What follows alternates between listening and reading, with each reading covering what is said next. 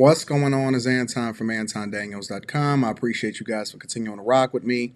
I just got back from my daughter's Taekwondo competition.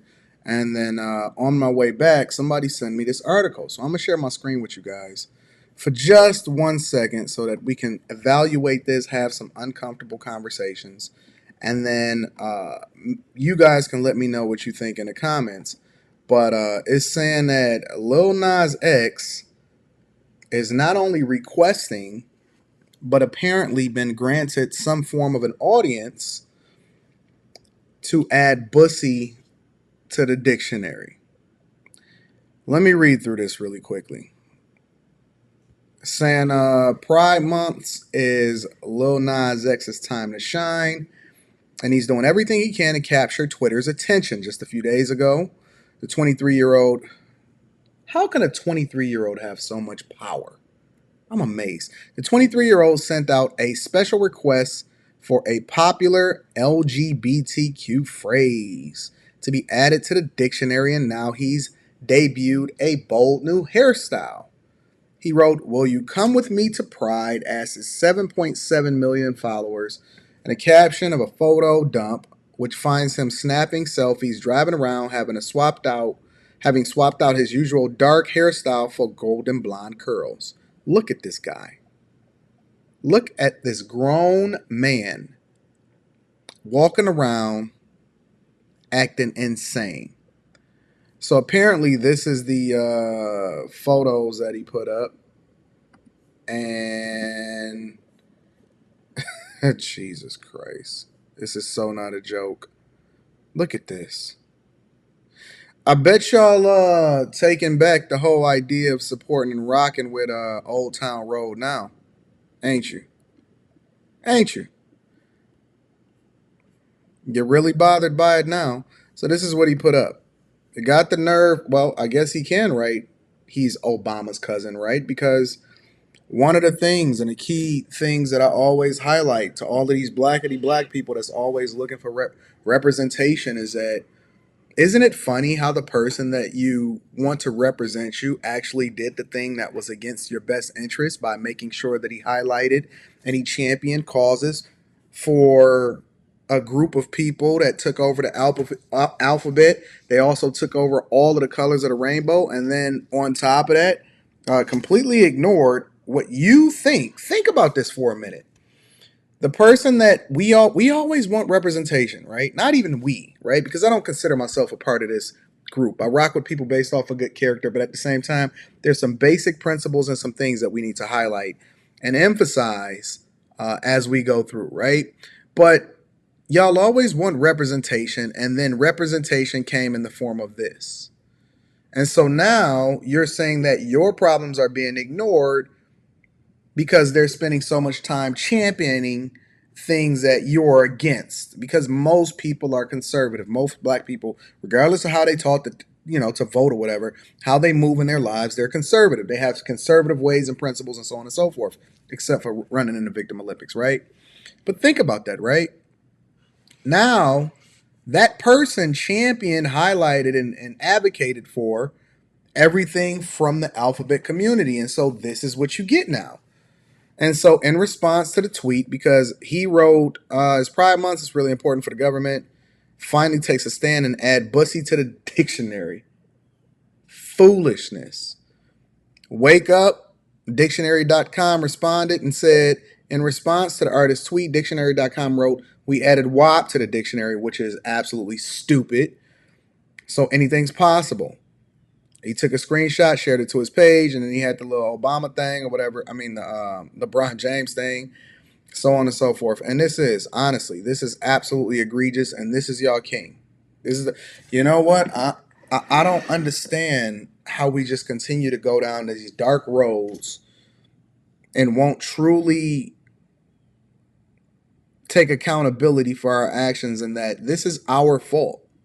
This is our fault, and I told y'all that it was a slippery slope that we was going down. I'm in my hotel room having a conversation with y'all, but I told y'all there was a slippery slope that we was going down, and that the minute that you open the door, when you give people an inch sometimes, especially ones that have an agenda, they're going to take a mile.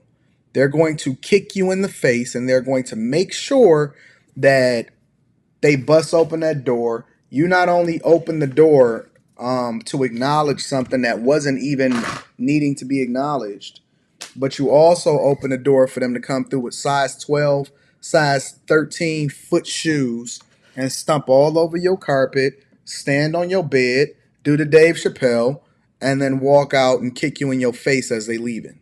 That's really what's happening right now. So now that you're finally, listen, it's been normalized so much that anybody that opposes it then becomes the enemy.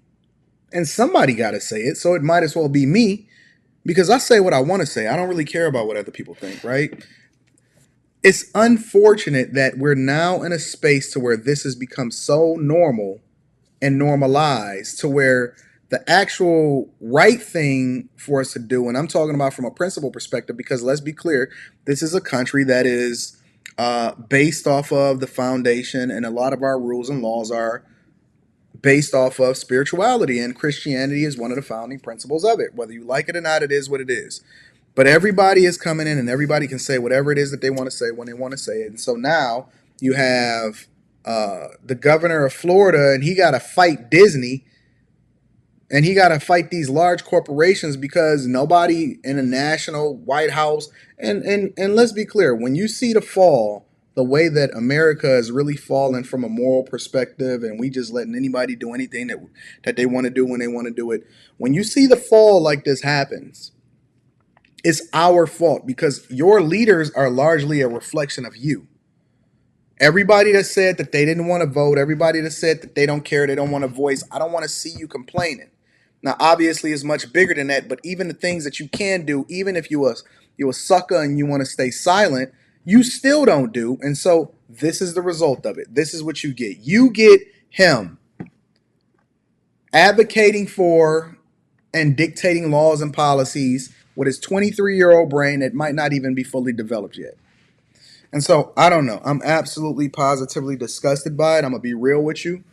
And you talking to a person that just rock with people based off of their character. I don't even rock with people based off of anything other than that.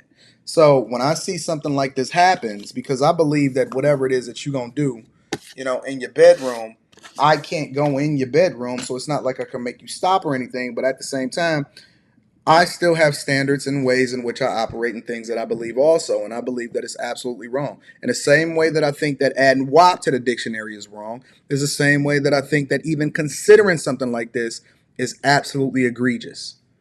And it's unfortunate because now we have to advocate. We have to advocate against teaching our children things that's not best for them in these indoctrination camps that we call public schools.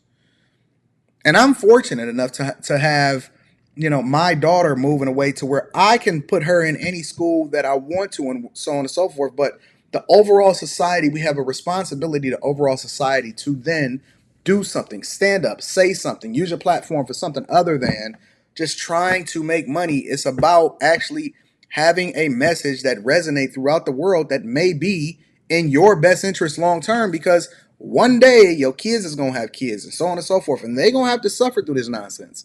And it changes so rapidly. It does. It evolves so rapidly that it ain't even going to have to wait until somebody else's lifetime. It's happening in your lifetime. So, yeah, I think that this is absolutely egregious, but I'm always open to the possibility that I'm wrong. I doubt it. I want to get y'all thoughts in the comments. I'm curious as to what y'all think. Give me some insight and understanding of whether or not you think that Anton is on the money, or things have just become so out of whack and egregious that we moving and we going in a direction that is not best for us. I love you guys. I appreciate you. Again, make sure you subscribe to the Patreon. Link is in the description for you guys to do that. We doing some awesome things financially in there. And then if you need to kick it with me personally, email me at antondaniels413 at gmail.com. I love you. I appreciate you. I'm going to holler at y'all later. Peace.